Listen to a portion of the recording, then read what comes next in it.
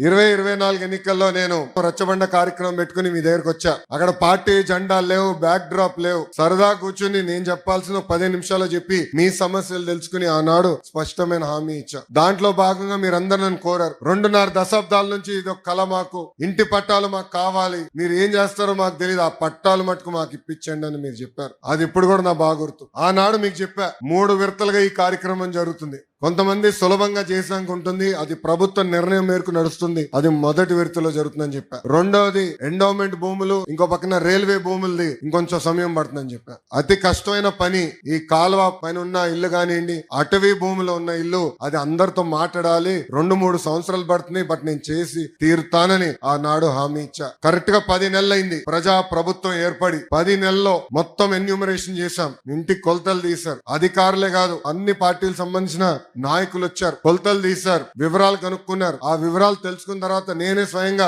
Revenue మంత్రి అనగాని సత్యప్రసాద్ గారితో, గౌరవ ముఖ్యమంత్రి గారితో అనేక సార్లు మాట్లాడి ఏకంగా అది కేబినెట్ కి తీసుకెళ్లి కేబినెట్ లో ఆమోదం తెలిపిన తర్వాతనే ఈ కార్యక్రమం మన ముందలు తీసుకెళ్లే పరిస్థితి. మీరందరూ ఒక్కసారి గుండెపై చేయబెట్టి ఆలోచించారు. గత 2.5 దశాబ్దాలుగా మీకున్న కళ ఇది. అనేక మంది నాయకులు మీరు కలిశారు. జిరాక్స్ ప్రింటింగ్లకే విపరీతంగా ఖర్చు అయిపోయింది, కాగితాలు ఇచ్చేదానికి ఖర్చు అయింది. అలాంటిది వేదికమైన నాయకులందరం మేము కష్టపడి, మీ దగ్గర ఒక బాటిల్ నీళ్ళు కూడా మేము తాగలేదు, మీకోసం కష్టపడి అవినీతి లేకుండా ఈ రోజు మీకు ఇల్లు పట్టాలు మేము ఇస్తున్నాం. పెద్దలు ఇప్పుడే చెప్పారు, దాదాపు మొదటి విడతలో మార్కెట్ విలువ 1000 కోట్ల విలువైన ఆస్తిని ఈ రోజు మీకు శాశ్వతంగా హక్కు కూటమి ప్రభుత్వం అందజేస్తుంది.